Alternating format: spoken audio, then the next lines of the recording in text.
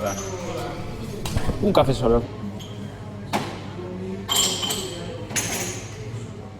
Después de encontrarme con Miriam Reyes y visitar la librería Animal Sospechoso, continué mi Poetas Tour en un lugar muy particular, el restaurante Balmes, un típico bar de polígono situado en Sant Adrià de Besòs, entre Barcelona y Badalona. Aquí es donde la poeta María Sevilla Paris y un invitado sorpresa, que te desvelaré más adelante, quedan para dar forma a un proyecto interesantísimo del que seguro que oiremos hablar cuando empiece a rodar en serio. Pensé que no había un lugar mejor para charlar con ellos y de hecho su universo artístico da para tanto que hemos decidido dedicarle un capítulo doble. Empecemos yendo al grano con María y su poesía sin concesiones, y por eso mismo intensamente magnética.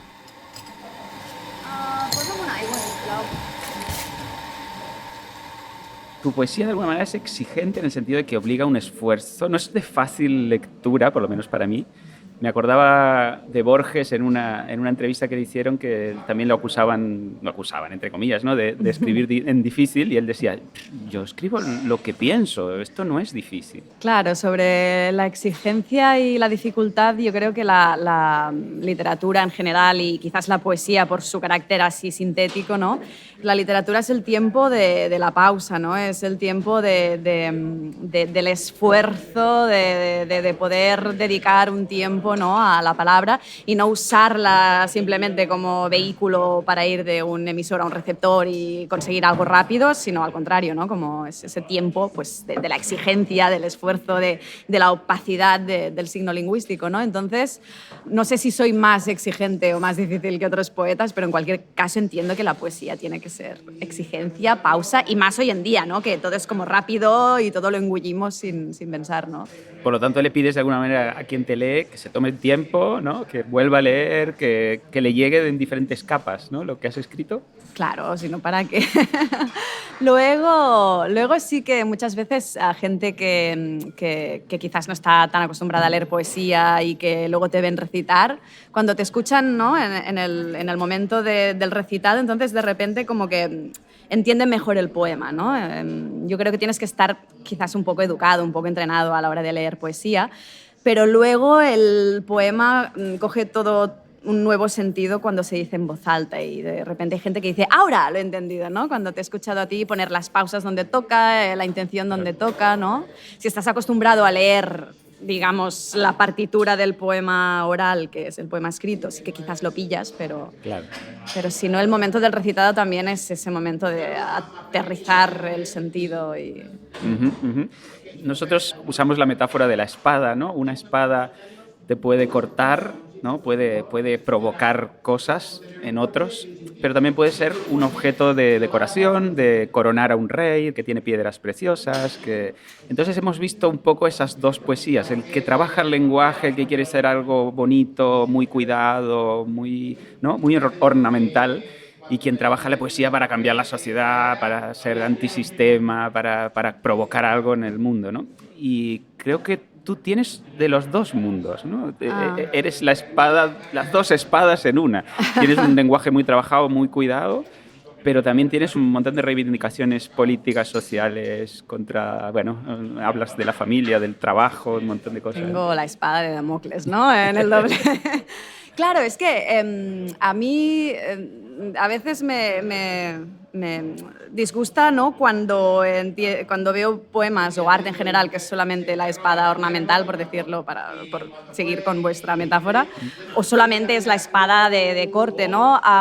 Tú puedes hacer una poesía muy reivindicativa o un arte muy reivindicativo, pero que luego el modo en que lo recibes sea tan didáctica que roza la demagogia, ¿no? Precisamente. Entonces, yo creo que la forma también es política y que precisamente, por ejemplo, darle una forma que te exige una pausa, que te exige un esfuerzo extra de interpretación, también es político. Primero, porque es no tratar al lector de imbécil, que hay muchas veces que te dan todo tan masticado que dices, bueno, que no son tontos, ¿no? Tus lectores.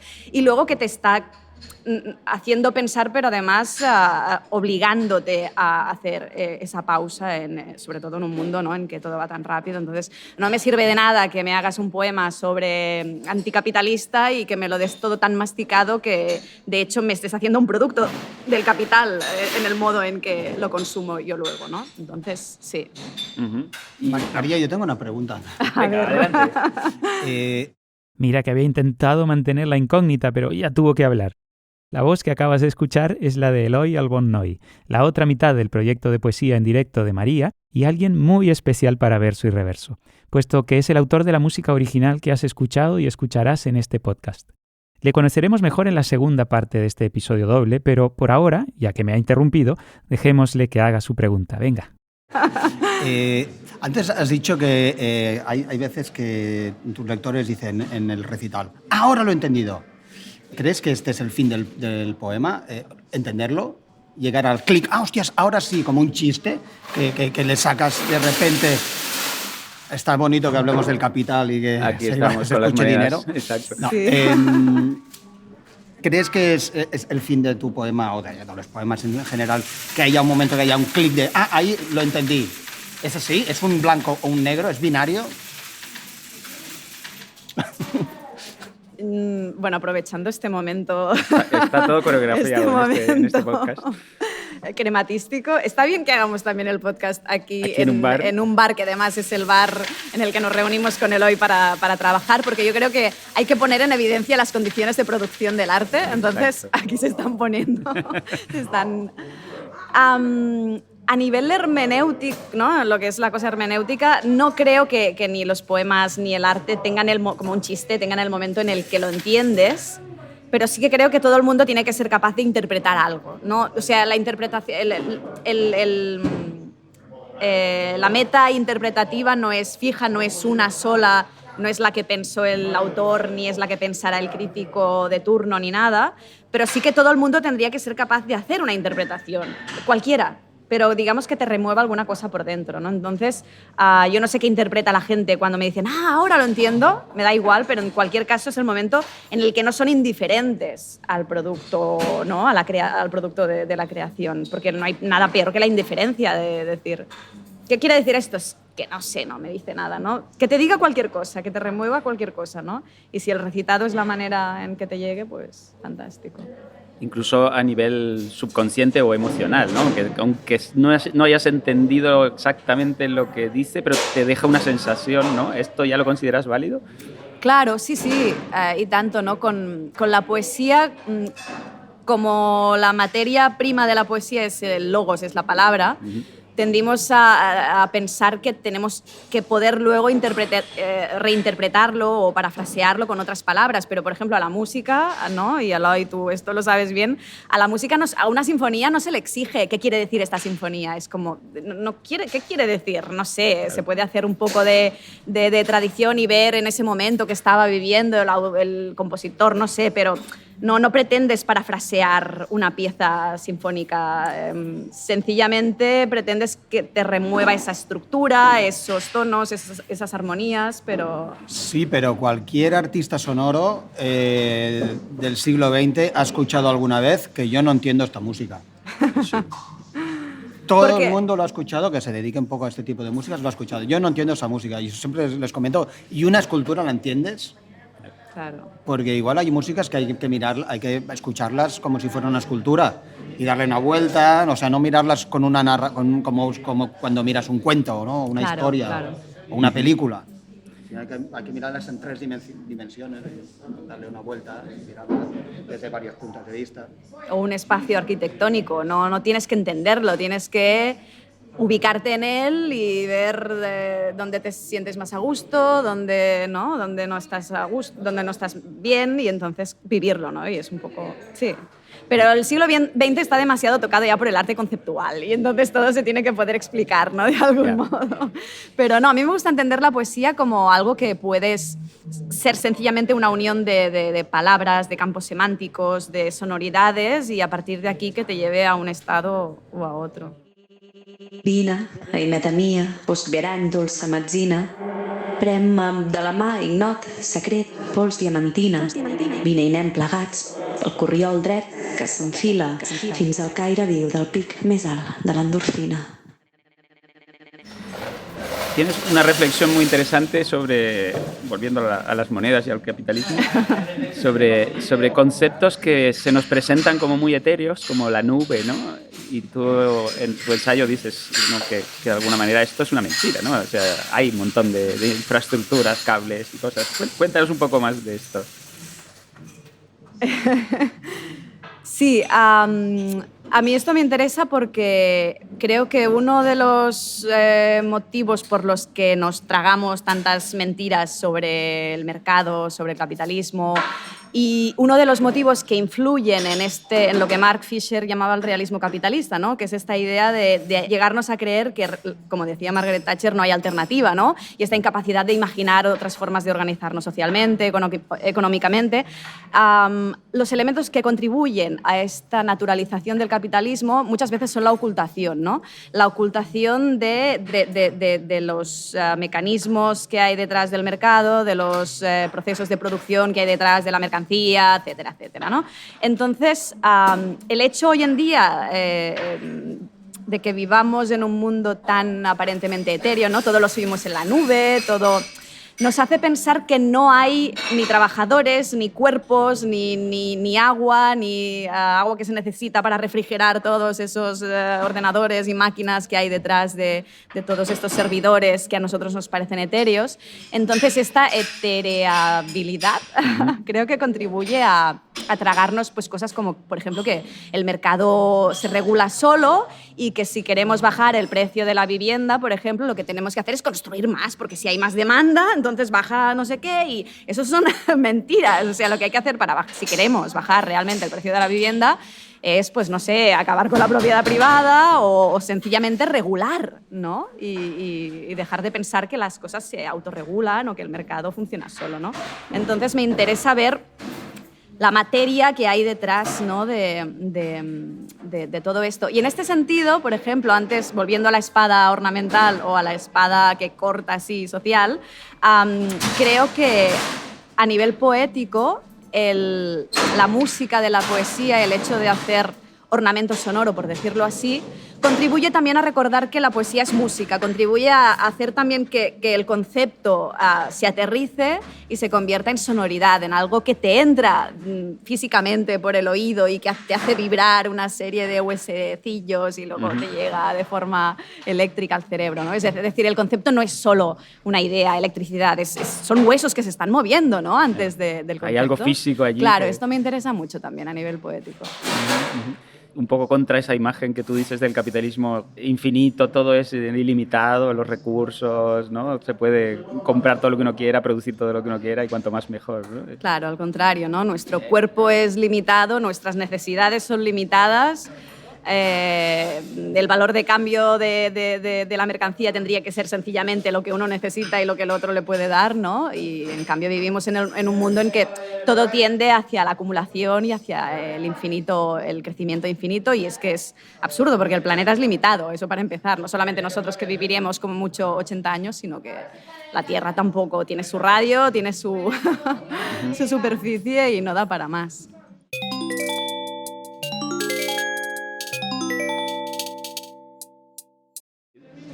En tu obra también hablas mucho del trabajo y de la familia, ¿no? Por un lado, el trabajo, como decía antes, me interesa poner en evidencia las condiciones de producción, ¿no?, de cualquier producto y también del arte, ¿no? Creo que es interesante pues, ver qué esfuerzos hay detrás de la creación artística y a quién le cuesta más esfuerzo y a quién le cuesta menos, precisamente con la intención de intentar cortar con las dinámicas de reproducción social de los privilegios y de las desigualdades, etcétera. Pero a la vez yo creo en una sociedad libre del trabajo, ¿no? Es decir, me interesa poner en evidencia el trabajo que hay hoy en día en una sociedad basada en el trabajo asalariado, qué condiciones de producción hay detrás de lo que creamos, pero a la vez, no sé, en mi mundo ideal, y más hoy en día en que la tecnología precisamente el que tendría que hacer es liberarnos del trabajo, pero cada vez, como por ejemplo David Graeber explica muy bien en varios de sus libros, ¿no? Cuanta más tecnología tenemos para liberarnos del trabajo, Es decir, la tecnología nos libera de horas de trabajo, pero no nos hemos liberado de la mentalidad que viene ya del Génesis, ¿no? Te echo del paraíso y además tendrás que ganarte el pan con el sudor de tal, ¿no? No nos hemos liberado de esto. Entonces, tenemos máquinas, tecnología que nos quita hora de trabajo, pero no podemos pensar, no somos capaces de pensar que la gente viva sin trabajar. Por lo tanto, nos inventamos trabajos para continuar, burocracia, etcétera, etcétera, para continuar. Entonces, sobre el trabajo creo estas dos cosas, ¿no? Que hay que superarlo, pero que mientras no lo superemos tenemos que hablar de él, porque al final nos constituye. Y sobre la familia, sí, de hecho tengo un poema en plastilina que el título viene de allí, de un capítulo de Six Feet Under, que no me acuerdo cómo se llama, una de las...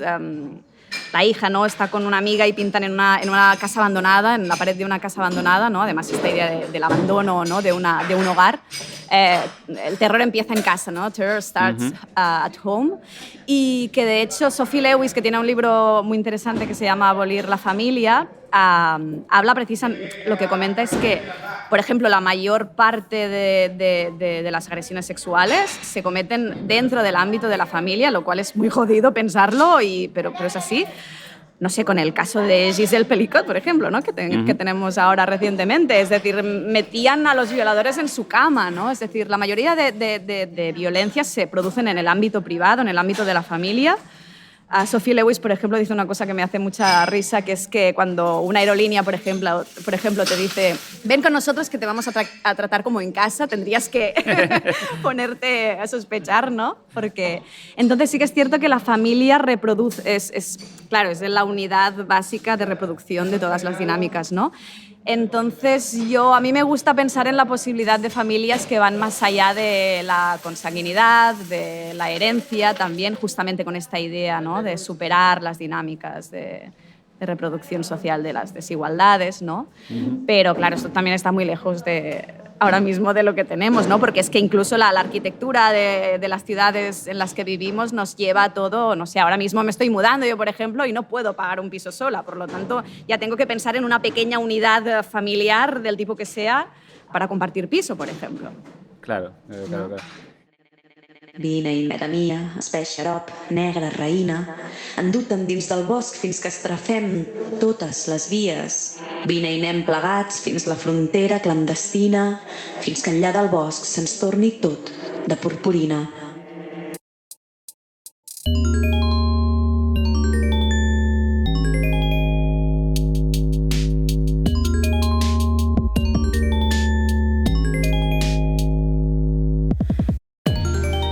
Como ves, María no tiene ningún reparo en expresar convicciones que fácilmente podrían irritar a ciertas mentalidades.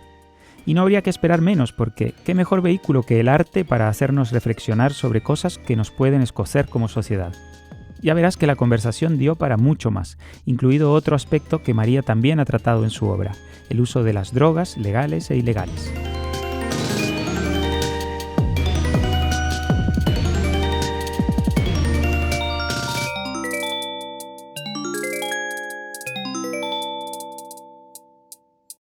Este tema que quizás lo traté más en los poemarios anteriores, en Plastilina, en Kalashnikov, y estaban relacionados la con... La purpurina, ¿no? Sí. Y estaban relacionados, bueno, por una parte, sobre la crítica al trabajo asalariado. Si relacionas drogas con ocio es un poco, ¿no? Al final el ocio es lo contrario al negocio. Bueno, de hecho el negocio, etimológicamente, es la negación del ocio, ¿no? Entonces, de algún modo, las drogas, la noche... En esos poemarios anteriores me servían un poco como la contra, ¿no? de la sociedad del trabajo, aunque hay drogas que sirven para trabajar o que te hacen hiperproductivos, ¿no? Y que están aceptadas. Sí, exacto. Bueno, y hay drogas ilegales que también se usan para trabajar mejor. Pero luego también hay un poco la idea del hackeo corporal, ¿no? Es decir... No sé, hay muchísima gente que va drogada por el mundo de un modo digamos, con receta, ¿no? Pero en cambio tú no tienes, por eso son ilegales, ¿no? También tú no tienes el derecho de tocar la química de tu cuerpo, ¿no? Con drogas que no están aceptadas o que no hay un ente legal detrás, ¿no? Una autoridad sanitaria que te da la posibilidad de tomártelas, ¿no? Entonces me gustaba entender un poco también las drogas como una manera de resistencia, ¿no? Ante estas autoridades que lo que quieren al final es hacerte productivo, ¿no? Es decir, te dan ciertas... Ponerte enfermo es, al fin, es ponerte o sea, estar enfermo es tener la baja y tener la baja es no poder ir a trabajar, ¿no? Entonces me gustaba ver también este hackeo del cuerpo desde aquí, ¿no? No han ni obert. Y de lo corporal nos movemos a otra capa de hackeo, el lingüístico. El nou conserge que està agafant el metro.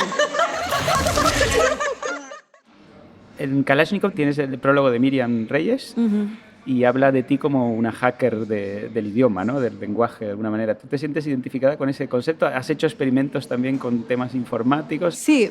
En ese momento me gustaba mucho pensar en la lengua un poco como metáfora también, o sea, pensar en la lengua un poco como al final el código que tenemos, el código fuente que tenemos todos en la cabeza para descodificar la realidad, ¿no? Entonces, si descodificamos la realidad con un código hecho por otros al cual no podemos acceder, ¿no? Porque es opaco, porque no tenemos los derechos para acceder a él, etcétera, pues sencillamente lo que haremos es reproducir lugares comunes, ¿no? Con el que otros, el poder, etcétera, pues les va bien que descodifiquemos el mundo.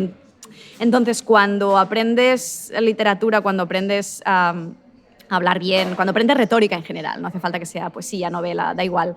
Cuando aprendes retórica en el sentido clásico de la palabra retórica, ¿no? Como lo que es la lingüística textual, cuando aprendes cómo se hacen los textos, qué quieren decir realmente las palabras, lo que estás es accediendo al colándote, ¿no? Al código buscando fuente. ese glitch que exacto, dices, ¿no? Y entonces cuando tienes acceso al código de algo es cuando lo puedes cambiar, ¿no? Y dices, pues no, esta funciona así, no me va bien, la cambio, ¿no? Entonces, creo que en este sentido, hablándolo también con Miriam Reyes, iba un poco por aquí, ¿no? Como la poesía o la literatura, como esta manera de acceder a la fuente, ¿no? de la manera en la que pensamos y, por lo tanto, entendiendo también la lengua como creadora de realidad, accediendo también a un mecanismo con el cual podemos cambiar la realidad, ¿no? Ese sería el papel tuyo como hacker de... Sí, esta sería, creo, la idea. Bien, bien. Pero yo no tengo ni idea, ¿eh? En el fondo entiendo los conceptos y tal, pero luego no.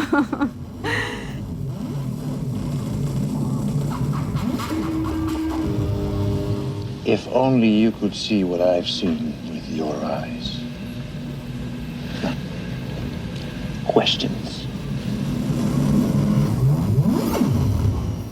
Tú usas ciertas estructuras, repites partes, buscas crear una musicalidad, otro significado, cuando a veces repites, ¿no? Varias partes y vas jugando con esto, con esta estructura. Claro, la repetición al final es como la rima, ¿no? El sentido de la rima es como un eco que originalmente decían que su uso era mnemotécnico, ¿no? Es más fácil aprenderte todo un poema épico de memoria si hay una cancioncilla al final, ¿no? Porque una palabra te lleva a la otra, ¿no? Pero también la rima o la repetición es como uno de los puntales, ¿no? de la poesía, y supongo que esto tiene que ver con su relación con el canto, ¿no? Entonces, cuando de algún modo el hecho de repetir palabras o de repetir estrofas y de ponerlo también en el texto escrito es como acercar la poesía a este sentido mágico, ¿no? El texto a este sentido mágico de la palabra poética, que la liga mucho con el canto, con la música, ¿no? Aunque bueno, esto va también a momentos, porque creo que Kalashnikov es un poemario y Plastilina es un poemario con muchas más repeticiones, con poemas con unas estructuras más fijas. La Need to Be para los poemas quizás la mayoría son más cortos y quizás más crípticos. Ahora los poemas que estoy haciendo, hay poemas quizás más largos que vuelven un poco a esta repetición, ¿no? Para darle una posibilidad sonora. Luego a veces hay poemas que son muy cortos, pero que cuando los digo, cuando los recito, se alargan porque yo misma les doy repeticiones que no necesariamente quedan transcritas, ¿no? en el poema impreso.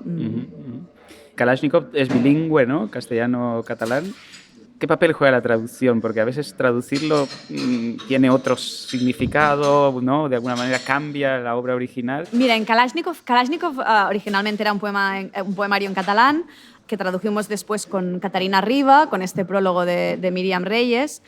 Es decir, que primero no pretendía ser un poemario, digamos, bilingüe, pero en el proceso de traducción se dieron situaciones interesantes. Por poner un ejemplo, hay un poema que en un momento dado en catalán dice oferint-me, que oferint-me literalmente es ofreciéndome, pero en el proceso de traducción con Catarina nos dimos cuenta, bueno, de hecho nos lo hizo notar Max Hidalgo, que es un profesor y amigo de Catarina, nos hizo notar que oferint-me contiene la palabra, que literalmente es ofreciéndome, contiene la palabra en catalán farint-me, que quiere decir hiriéndome. Entonces, claro, si tú traduces oferint-me como ofreciéndome, te vas a estar saltando esta parte de la interpretación, cosa que yo no me había dado cuenta. Es decir, lo vio un lector y no yo, ¿no? Pero entonces, como ese poema se repite varias veces el oferint-me, en unos momentos lo tradujimos como ofreciéndome y en otros ofrece hiriéndome, ¿no? Entonces, te estás inventando algo que no está en el poema original de esa manera. Es decir, estás perdiendo una síntesis que se da en catalán porque lo estás convirtiendo en dos elementos distintos. Por lo tanto, estás perdiendo una cosa, pero estás ganando otra, que es incluso visibilizar que en catalán hay la palabra herida, porque yo no me había dado cuenta de que en catalán había la palabra herida antes de traducirlo al castellano, ¿no? Entonces, este poemario nuevo intenta jugar deliberadamente con, que es un poemario ya que se publicará directamente en versión bilingüe, la intención es poner en evidencia estos desfalcos, ¿no? Y dar luz con la traducción también al original en catalán. Claro, es que el otro siempre está para entenderse a uno mismo, ¿no? El mismo no existe sin el otro, ¿no? Y en los procesos de traducción también. Te das cuenta de la estructura del código del origen cuando intentas traducirlo y dices, mira, esto también pasaba aquí en el original, ¿no? Y te das cuenta cuando intentas transcodificarlo, ¿no? Claro. Y con la música yo creo que pasa también un poco. Tú hablas también mucho de ponerte límites y reglas, ¿no? A la hora de escribir y que eso te hace salir de tu zona de confort, de tu yo, ¿no? ¿Qué valor tiene esa limitación? Sí, hay un poema de Auden, ¿no? Muy conocido, que es, ahora me sale en catalán, bienaventuradas las reglas de la métrica porque te permiten pensar las cosas varias veces, te permiten, ¿no? Dedicarle, no sé bien cómo era, dedicarle más tiempo a las cosas y sobre todo porque te liberan dels grillons del jo, ¿no? Te liberan de los grillons, de los manillas, ¿no? Sí. Grilletes del yo, ¿no? Es decir, cuando te impones una regla del juego, no hace falta que sea una regla de la tradición, no te digo que te pongas ahora aquí a hacer sonetos o décimas o tal, te puedes inventar tú tu regla. Esto lo hacían mucho los Oulipo, ¿no? Este grupo de franceses, ¿no? Pues ahora voy a hacer una novela sin la letra E. ¿Por qué? Porque puedo. Claro. Porque es un juego, ¿no? Porque ahora vamos a jugar a un juego que es el juego de la oca, que quiere decir que pasa. ¿Por qué de oca? Pues porque me da la gana, porque la gracia de la creación es inventarte reglas, aunque sean absurdas, ¿no? Y entonces, si puedo hacerlo, ¿por qué no voy a hacerlo, ¿no? Entonces, cuando te autoimpones una regla, pero cuando te la impones tú, no cuando te la exigen otros, y te dicen, ahora solo se puede escribir sonetos, ¿no? Cuando tú eliges deliberadamente y sin ocultar esta decisión, cuando tú eliges una traba, ¿no? Una regla, lo que te está haciendo es liberarte de tus propias tendencias o de tus propias inercias, ¿no? Que a veces, si no, es muy aburrido escribir siempre como escribe uno mismo, ¿no?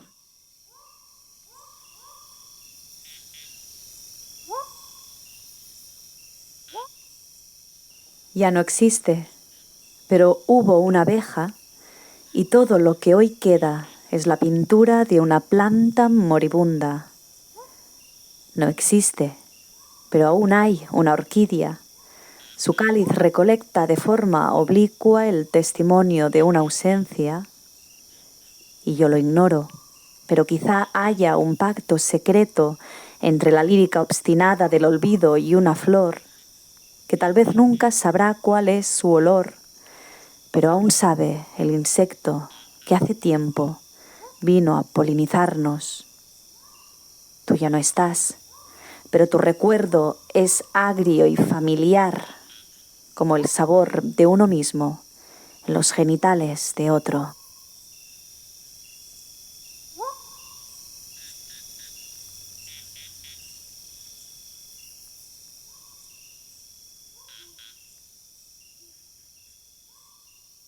El último poemario de María se titula La nit ovípara, la noche ovípara en castellano.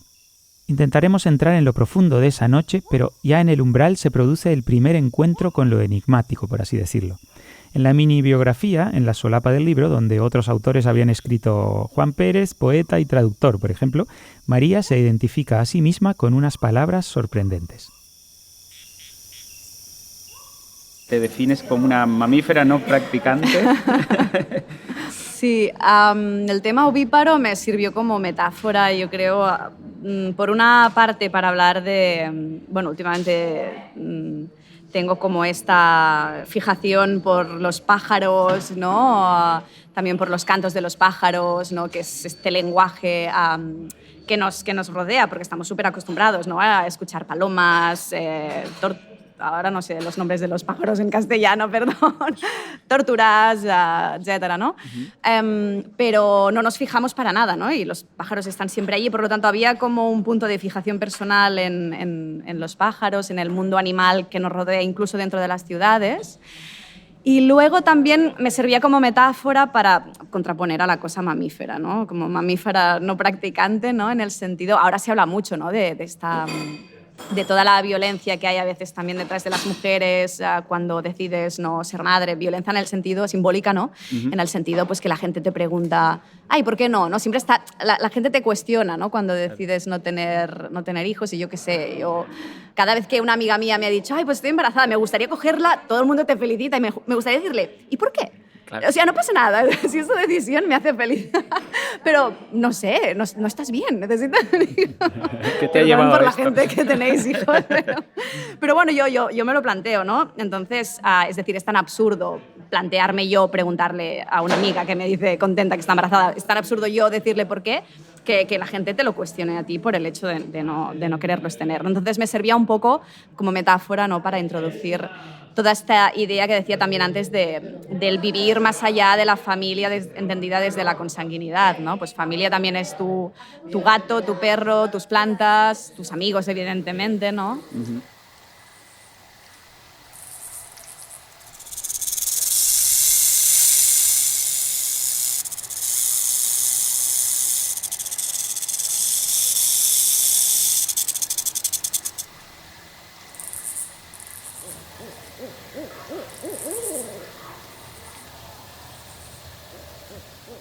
En el caso de mi último libro, ¿no? De la nit ovípara, la noche ovípara, la idea del huevo me servía para estirar el hilo, ¿no? De esta metáfora.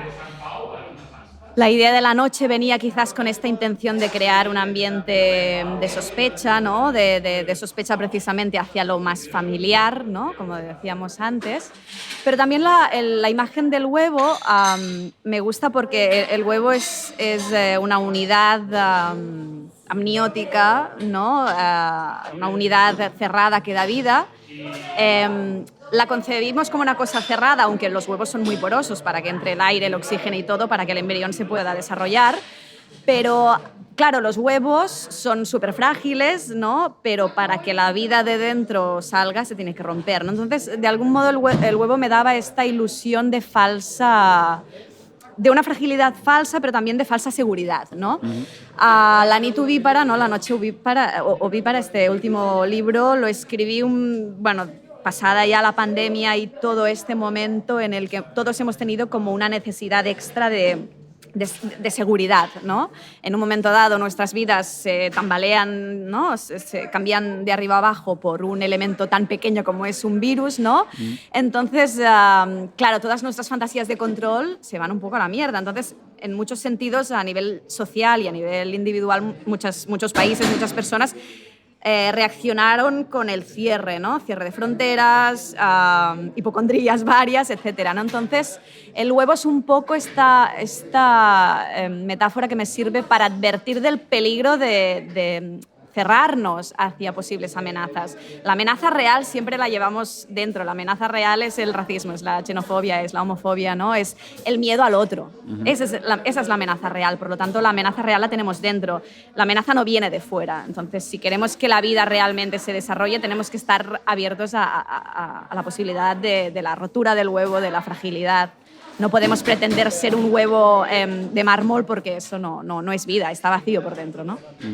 Un huevo también, pensando un poco más en términos prácticos, puede dar lugar a un ave o a un reptil, ¿no? A cosas que vuelan muy libres y a animales asociados muchas veces con el terror, ¿no? Sí, la serpiente. La serpiente que tú ¿no? hablas también, los colmillos, ¿no? Sí, en la noche, en la nit ovípara hay mucho imaginario del terror, pero justamente con esta intención, con la intención de insistir que el terror lo tenemos, o sea, el terror real lo tenemos dentro.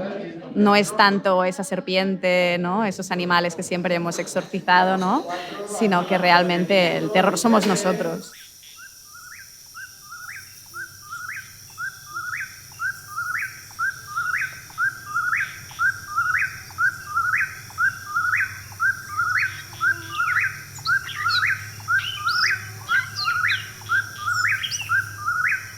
También conectas en algún punto con una cita de Lovecraft, ¿no?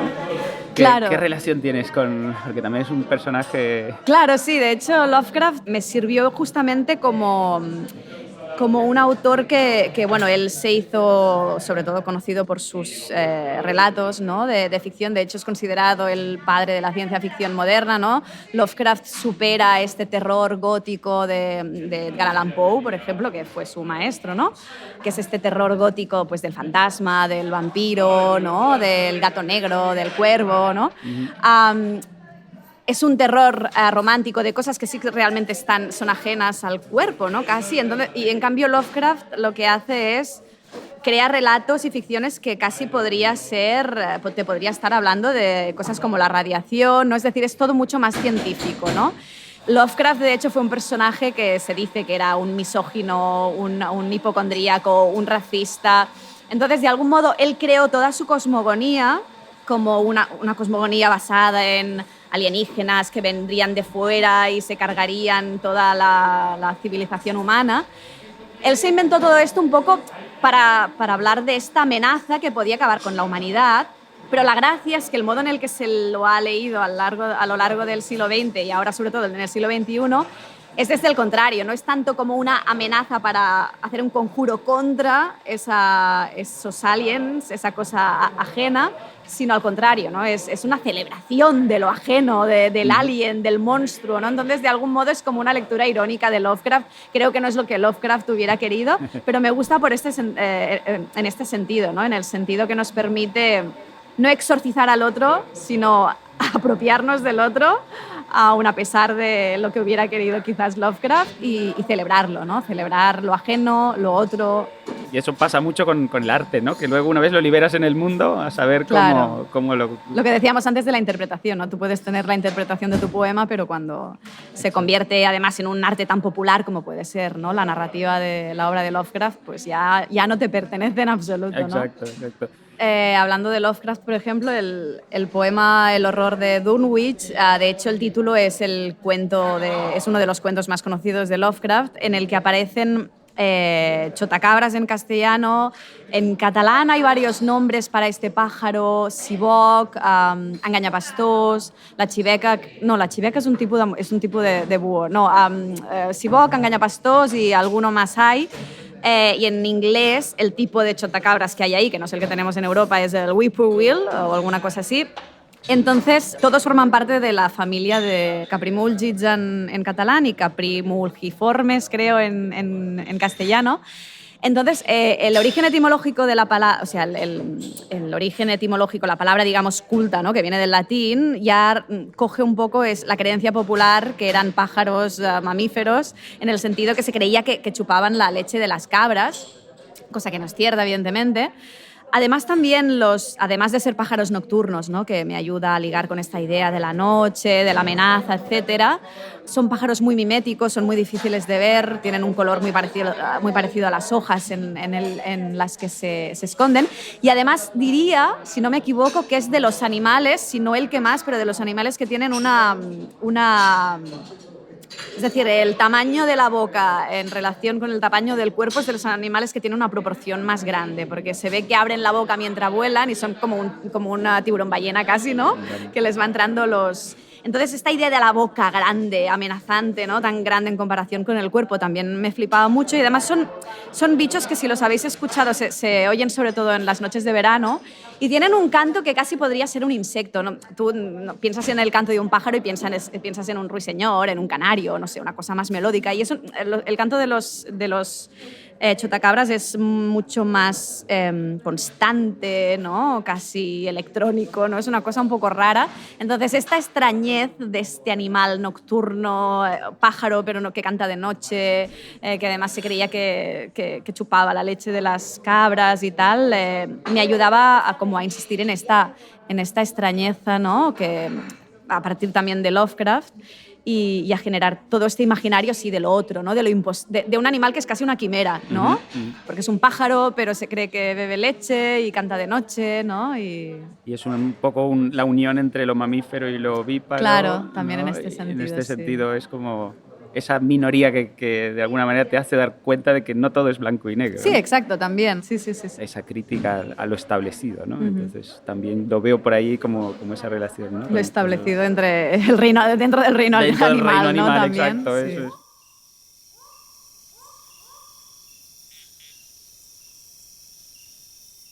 Y otro apunte interesante sobre cómo se define María en esa solapa. Se abre la biografía declarándose mamífero no practicante, la cierra diciendo que vive con una gata y con un humano. Curiosamente, esa gata con la que vive se llama Loba. Habrá que preguntarle por eso. Lo que nadie le quita es el honor de haber inspirado un poema dedicado a ella, a la loba, en el que María se acerca a las complejidades de nuestras relaciones con otras especies.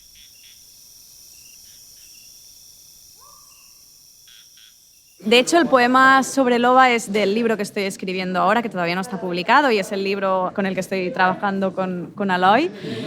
En este siguiente libro, insisto sobre todos estos conceptos de animalidad, ¿no? De acercarte a lo otro, que también el animal y las plantas son bastante los otros que nos rodean, ¿no?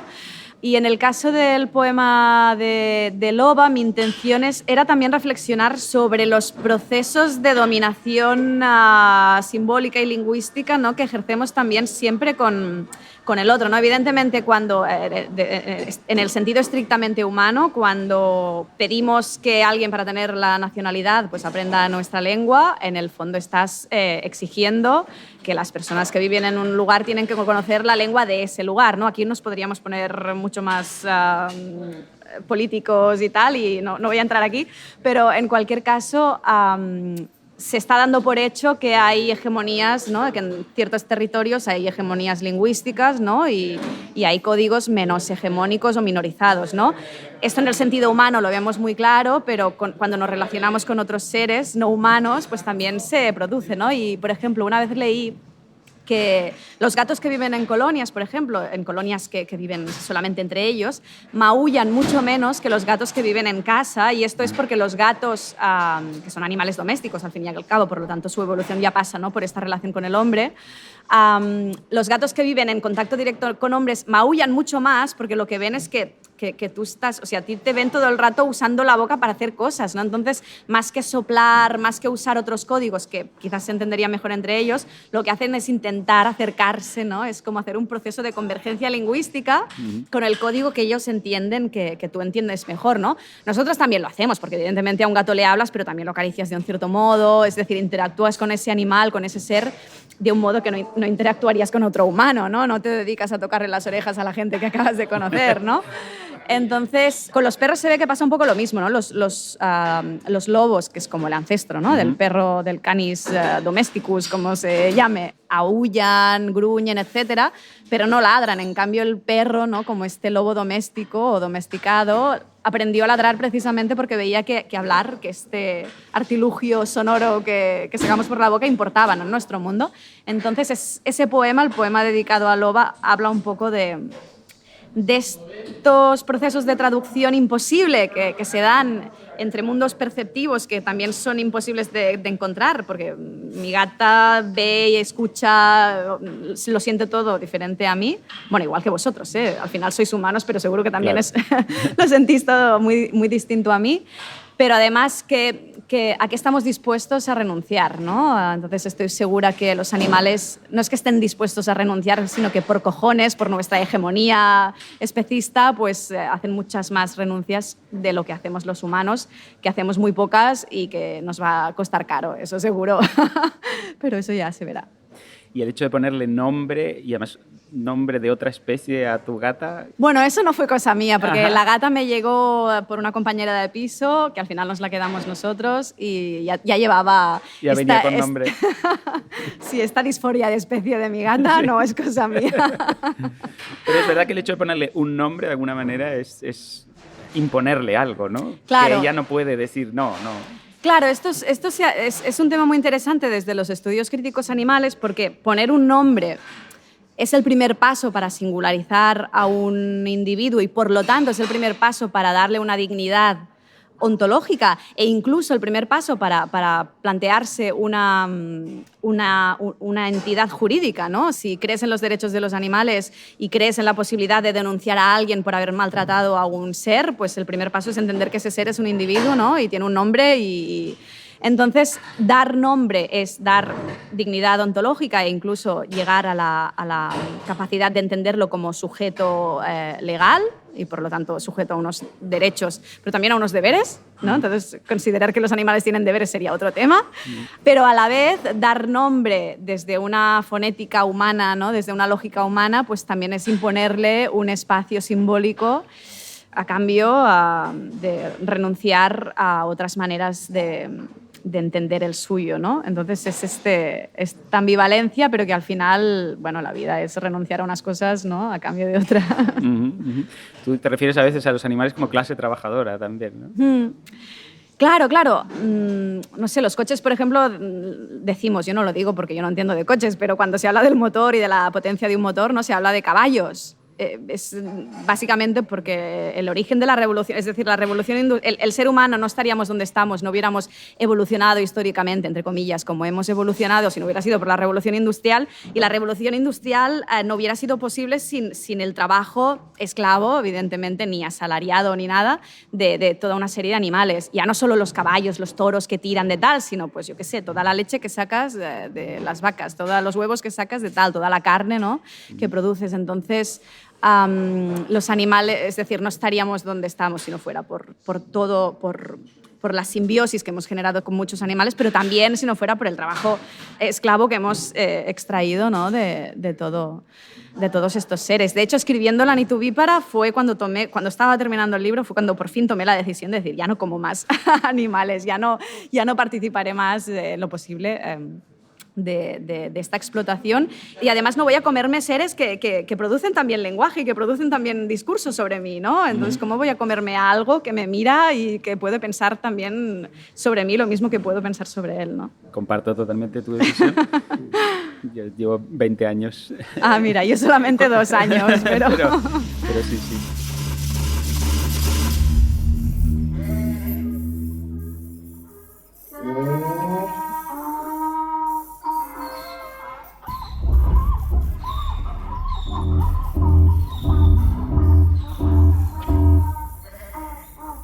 También en tu obra aparecen flores, insectos, naturaleza. ¿Es de alguna manera una intención de reivindicar, ir en contra de esa hegemonía humana que estábamos hablando?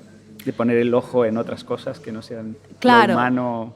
Claro, mira, hay un libro que se llama Ecoanimal de Marta Tafalla, que me gustó mucho. Entonces, ella lo que hace es hacer una reflexión sobre estética, ¿no? De hecho, habla de estética y de los fundamentos de la estética, desde Kant, tal. Entonces, lo que hace es revisitar la estética contemporánea desde otras maneras más quizás cercanas al posmodernismo de hacer, pero también enfocada desde todo lo que es la crisis ecológica, ¿no? Entonces ella lo que dice, una de las tesis del libro es que la crisis actual, la crisis ecológica actual es en parte una crisis estética, porque cuando eres capaz de disfrutar estéticamente de algo, y volviendo a lo que decíamos al principio de dedicarle tiempo al arte, cuando eres capaz de dedicarle tiempo de contemplación a algo es cuando lo aprendes a valorar. Si vivimos en un mundo en el que no nos fijamos en qué aves nos rodean, en que no nos fijamos si el río lleva agua o no, en que nos da lo mismo si nos podemos bañar en la playa o no, en verano sí, ¿no? Pero el resto del año nos da igual. Si no nos fijamos en el mundo más allá de lo humano, ¿cómo vamos a echarlo de menos, ¿no? Cuando desaparezca? Entonces, mañana podrían desaparecer todos, o en mayo del año que viene podrían no volver nunca más los falciots, que en castellano es vencejos. Vencejos, ajá. Podrían no volver y mucha gente ni se daría cuenta. Entonces, ¿cómo vas a preocuparte por algo que no sabes ni que existe, ¿no? La gente no distingue entre golondrinas y vencejos, por ejemplo. Entonces, si no aparecen y no sabes ni que estaban allí, ¿cómo va a importarte, ¿no? Entonces, me gusta mucho entender que parte de la crisis ecológica es parte de una crisis estética, ¿no? Entonces, precisamente creo que haciendo poesía, poniendo los nombres de las cosas, que si capri mulgiformes, que si la orquídea no sé qué, que si la flor no sé cuántos, es un modo, ¿no? Darle esta entidad, ¿no? Esta dignidad ontológica también es una manera de exigirle a la gente que se fije un poco más en todo esto. Y cuando te fijas en todo esto y ves cómo está cambiando y cómo se puede ir toda la mierda, entonces va a ser cuando, no, yo no quiero que este riachuelo desaparezca. Entonces aquí quizás te preocupas un poco más ¿no? por todo esto. Y sí, mi intención en poesía de ponerle nombre y de centrarme tanto en la naturaleza también es esta, aunque es una naturaleza muchas veces también amenazadora, porque entiendo que la naturaleza también tiene su agencia, es decir, no entiendo la naturaleza en un sentido romántico. De paisaje, sino de campo, ¿no? de una entidad que si mañana desaparecemos continuaría existiendo al margen de nosotros, que espero que lo haga cuando esto pase, y que también tiene su agencia y también puede ser amenazadora para nosotros. Es decir, no es esa cosa bonita, ornamental, tampoco. Claro.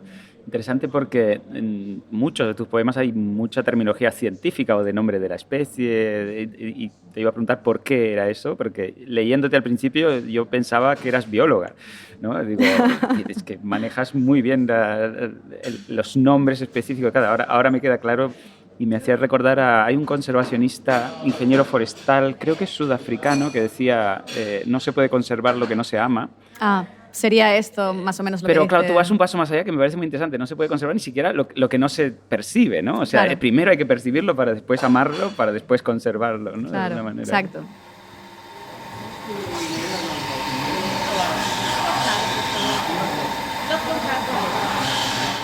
Aprovecho esta pausa para autocorregirme rápidamente. Ni la frase es bien como yo la dije en la conversación, ni viene de un conservacionista sudafricano. Se nota que ya tengo una edad, ¿eh? Las palabras exactas son: al final conservaremos solo lo que amamos, amaremos solo lo que entendamos y entenderemos solo lo que nos hayan enseñado. La pronunció Baba Dioum, un ingeniero forestal senegalés, en la Asamblea General de la Unión Internacional por la Conservación de la Naturaleza, celebrada en Nueva Delhi en 1968.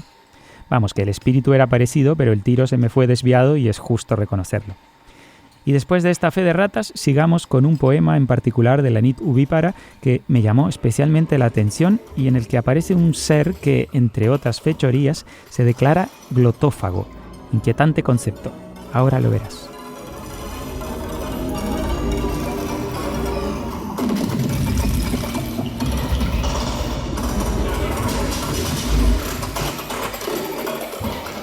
Un poema que tú tienes, Batimetría, que es brutal, es ese ser que se lo come todo, que de alguna manera destruye todo, y hablas de la glotofagia, que lo tuve que mirar en el diccionario a ver qué era. Sí, Batimetría es un poema irónico al final, porque se habla de ir por el mundo cargándose los nidos de los pájaros, quitándole el polvo, ¿no? Siempre te decían cuando cogías una mariposa que no le tocaras las alas, sobre todo, porque el polvo que tenían, ¿no? Ese polvo mágico era lo que permitía que volasen. Y de hecho hay algún tema así, porque es como unas escamas que tienen que permiten que puedan volar. Entonces hay como actos muy crueles, de niño pequeño. Sin ningún al final. Remordimiento, ¿no? Exacto, y sin remordimiento. Al final, para insistir un poco en la idea, que es al final del poema, de la reivindicación de no tener hijos, ¿no? La batimetría es un proceso a partir de radar, creo, con el que se intenta saber el relieve del fondo del mar, de los pantanos. Entonces, a mí me gustaba imaginarme como este proceso de batimetría como al final es como una ecografía de sonido, un pantano, ¿no? Sonido. Exacto.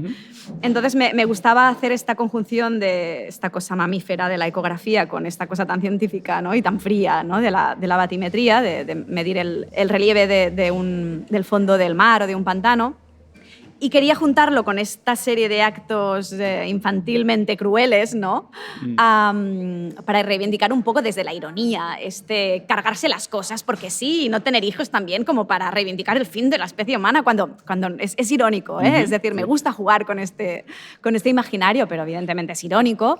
Y la glotofagia, claro, es este proceso por el cual una lengua engulle, sustituye a otra, ¿no? Entonces, al final, lengua entendida en un sentido humano, ¿no? Como puede ser pues, el conflicto actual que hay en Cataluña entre el catalán y el castellano, cuando una lengua es hegemónica, que es el castellano, y el catalán pues, poco a poco va perdiendo espacios de uso social, ¿no? Sobre todo, relacionado en este sentido lingüístico, pero también en el sentido que decíamos ahora hace un momento, ¿no? En el sentido de no escuchar a los pájaros, de no entender lo que te dice una planta cuando está de un modo, si se está muriendo, si tiene demasiada agua, si tiene poca, ¿no?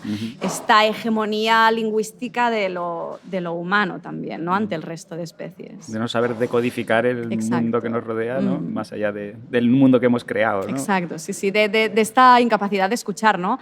A veces también se habla, ¿no?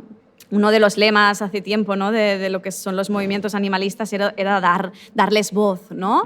En el sentido de ellos no pueden hablar, ellos no se pueden defender, démosles voz. Y ahora, en cambio, muchas veces se habla más, no tanto de dar voz, ya tienen su voz. Lo que pasa es que no escuchamos, ¿no?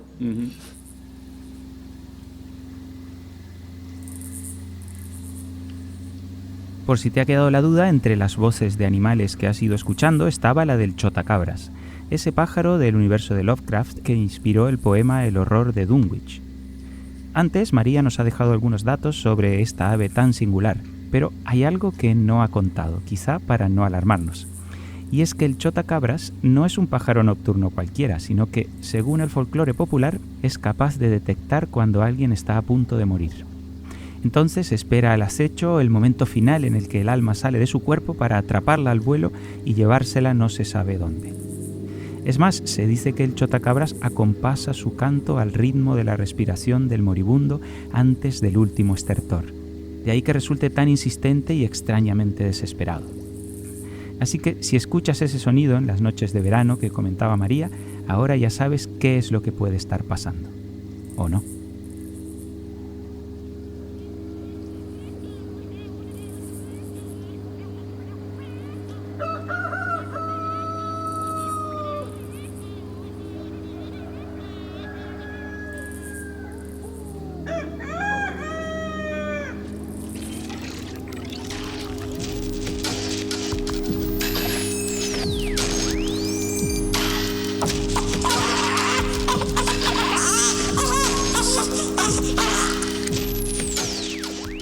Igual que José María Rodríguez, con quien hablé en el segundo episodio de Verso y Reverso, María compagina la poesía con la actividad docente, principalmente en la universidad. Ella viene de la educación pública y la defiende desde un punto de vista que va más allá de los discursos más light que se suelen encontrar en los medios de comunicación masivos.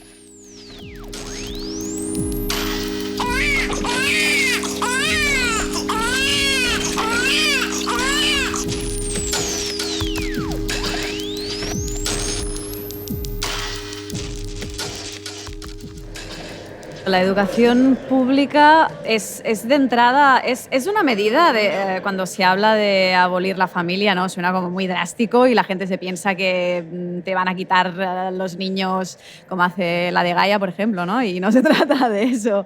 Cuando se habla de mecanismos de abolicionismo familiar, por ejemplo, es nada más y nada menos que la educación pública. Cuando tú entiendes que un niño tiene el derecho, la obligación también, bueno, sus padres quizás, pero cuando dices que un niño tiene el derecho a tener una educación más allá de su familia, y creo que aquí estamos todos de acuerdo con esto, es un lugar común en nuestra, al menos en España, en Cataluña, en nuestra sociedad, cuando dices que el niño tiene el derecho a tener una educación fuera de su casa, estamos entendiendo que el niño tiene derecho a conocer otras cosas que a sus padres, porque tú puedes tener mucha suerte con tus padres y puedes tener muy mala suerte. Entonces, esto es un mecanismo de abolicionismo familiar, de considerar que la familia, que tiene que haber estructura más allá, ¿no? de tus progenitores consanguíneos, ¿no?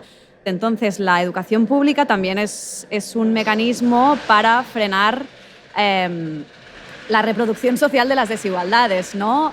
Cuando tú tienes un crío que en su casa se lee mucho y se escucha mucha música y hay mucha cultura, pues este crío te va a ir bien en la escuela, ¿no? Pero si esta criatura en su casa pues no hay libros, etcétera, el único lugar en el que podrá tener acceso a todo esto es la educación pública. Entonces, claro, ¿qué pasa? Pasa pues muchas veces cuando un nuevo escritor, un nuevo músico, etcétera, en el mundo del arte, de la literatura, del teatro, pues se repiten muchas veces los mismos apellidos. ¿Por qué? Porque es muy fácil que si no hay una educación pública que realmente tenga éxito y tenga un impacto en la sociedad, es muy fácil pues que se den gremios, ¿no? Porque al final sería esto. Entonces, supongo que hay un punto que es normal, que si tus padres se dedican a una cosa, pues tú tengas más acceso, ¿no? A ese ámbito, pero el problema de la cultura es que la cultura genera pensamiento y el pensamiento genera realidad. Entonces, si el mundo de la cultura está plagado siempre de las mismas familias y de las mismas personas con las mismas problemáticas, pues estaremos condenados a repetir siempre los mismos imaginarios, ¿no? Entonces, la educación pública es un mecanismo para frenar estas lógicas, ¿no? de reproducción y hacer que otras personas, otras realidades, otros estratos sociales lleguen también a la producción de conocimiento, ¿no? de realidad, de cultura. Y por eso es importante. Y no sé si está triunfando, la verdad, la educación pública en España porque se siguen dando estas dinámicas, ¿no? gremiales en todos los sectores.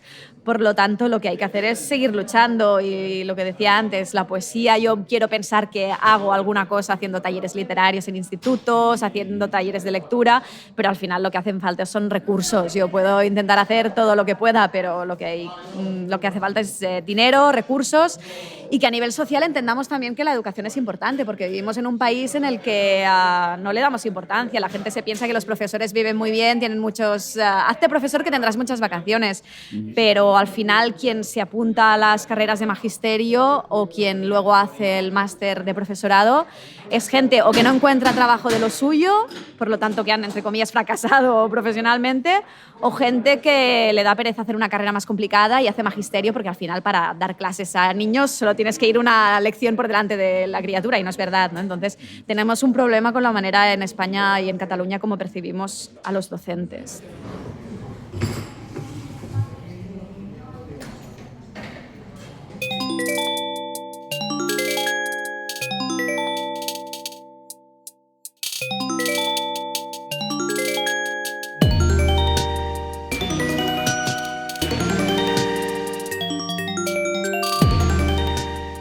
Bien, ya ves que no te engañaba cuando te decía que este encuentro en el bar-restaurante Balmes a la hora del vermut dio para mucho.